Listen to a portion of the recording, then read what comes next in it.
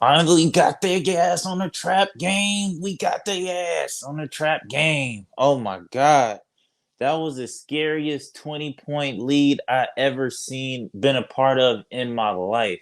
You hear me? The scariest 20-point lead. And boy. What I gotta say is, let's get Monty Williams' ass up out of here. Cause I feel like I'm gonna be truthful. I'm gonna dive into the game, but Monty was really trying to cook the Warriors back into the game. For whatever reason, I swear on everything I love, Dwayne Washington better be on that injury report tomorrow with an ankle sprain. Cause I swear on everything, there is absolutely no reason why your best ball handler is not on the floor. You know what I'm saying? When they full court pressing and you see 6, 7, whatever, how many times it was, we couldn't get the ball up the court because we didn't have no ball handler out there. Number one, and number two, it's a little embarrassing that these grown men can't break a press. Like I don't understand it. Like you have one, like everybody knows how to. If you play basketball, you know how to break a press. You need three people down. Y'all just keep moving the ball up the court, passing it to the middle, doing what you got to do. Everybody literally lost the ball in the same move, trying to go behind the back, and then tripped and fell on somebody's foot, like or tripped and fell, lost their foot, and lost the ball every single time. And then for whatever reason, no on the pick and roll, why was everybody picking it up in a dribble like nobody snaked? Like Mikal Bridges, Damian Lee would not snake at all and get to the hole or whatever the case. Like it was so frustrating. That's why I was like, put D Wash back in the game. And then, like I said, I don't know if he got hurt. I don't know what happened necessarily. I did see him limping a little bit, but I swear on everything, that better be the reason why. Because he was standing on the sideline, cheering everybody on and doing the extras. So I was like, why is he not in? But I'm gonna give him the benefit of the doubt on that. But like I said, I feel like with Monty and these lineups and just his coaching to be like, all right, like even if that's the case, you still got to call a timeout and be like, all right, boom, this is how we're gonna bring the ball up the court. We're not gonna try to go 1v1 and you do these drills and try to get up the court by like let's bring help. Like let's you know what I'm saying, let's move the ball around. Like let's have I don't know, do something, something, draw something up. But yeah, man, it was embarrassing. But to dive into the game, I got to give credit when it's due. Mikal Bridges, he did his thing tonight. He kept us above water for sure. He hit some clutch buckets at the end of the game to kind of seal it and kind of keep us up ahead. In case maybe Damian Lee hit the free throws. You know what I'm saying? I appreciate Brother Law for that. Appreciate you, Brother Law, for hitting the clutch free throws and doing what he did. But tonight, honestly, in my honest opinion, it was a trap game because I feel like you see the schedule, you see who we got playing tonight. Golden State got Steph Curry back, so it's just like the energy, the hype. They like, oh man, we about to watch these dudes, whatever the case may be. And we came in and we got their ass. We got their ass on that trap game. And so we came out, we played, you know what I'm saying? Dario was knocking stuff down early, and we just kept going. We didn't. And I feel like I don't know if it was more so us playing good. Realistically, honestly, I don't know if it was us playing good or just Golden State just missing shots because I feel like they missed a lot of open shots. I feel like the refs, the first 3 quarters was cooking for us on our half, so it was like we was getting a little bit of love from the refs, and on top of that, they wasn't making shots. So it was like it was a combination of the both, and we went up by a dub. So I was like, I'll take it. You know what I'm saying? Like I'll take it however we can get it.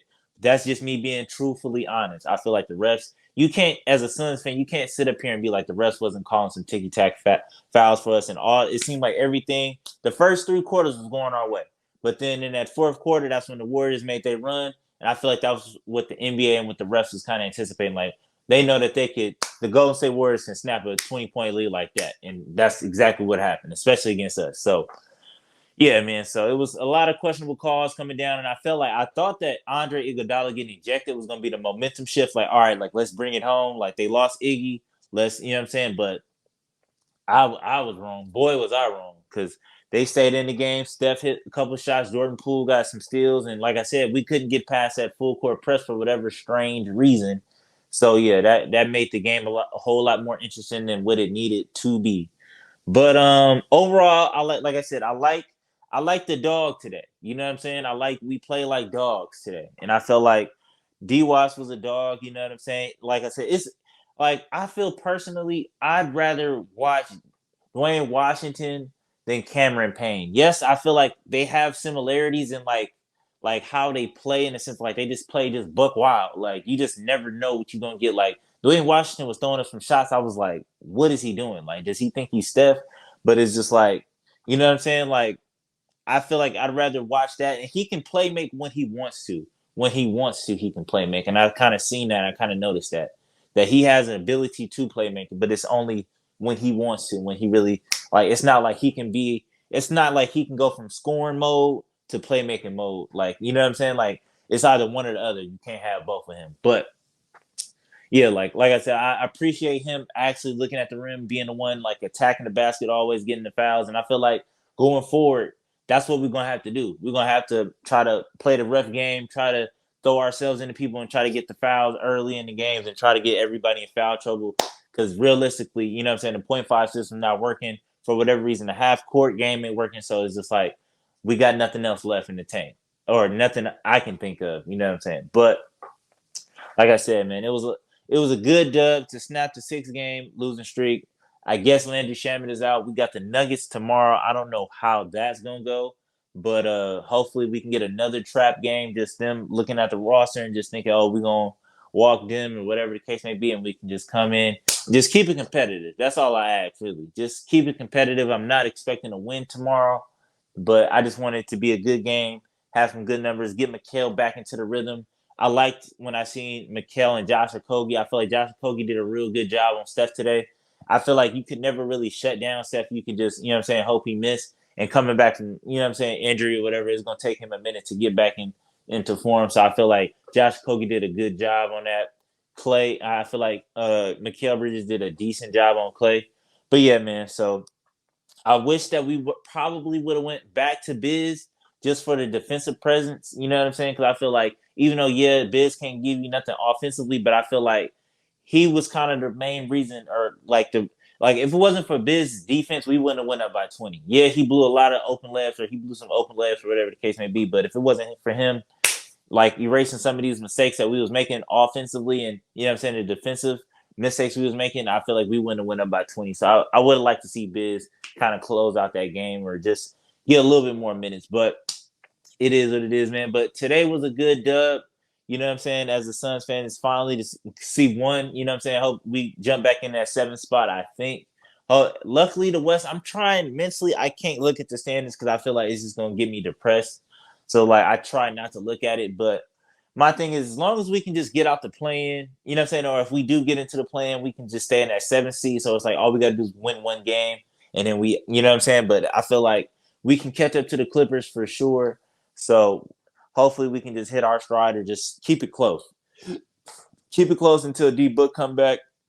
And I don't see us winning right away when D Book come back, but I can see us like, all right, looking a little bit better. But overall, it was a good game. I still think that one thing also too I noticed tonight is that we shot a lot more threes than usual. And I would like to see that going forward. You know what I'm saying? Especially with this unit, especially with the people that we got out there. I feel like at this point we got to shoot 30, 40 threes a night to be competitive. You know what I'm saying? Just to see how many we can hit at this point. But like I said, man, good dub. I can go to sleep tonight, like knowing we beat the Warriors. And yeah, man, it's all good. You know what I'm saying? It's all good. If I was a Warriors fan right now, I would definitely feel like the refs cooked y'all. Like that's a fair assessment of the game, man. But till next time, man. Peace.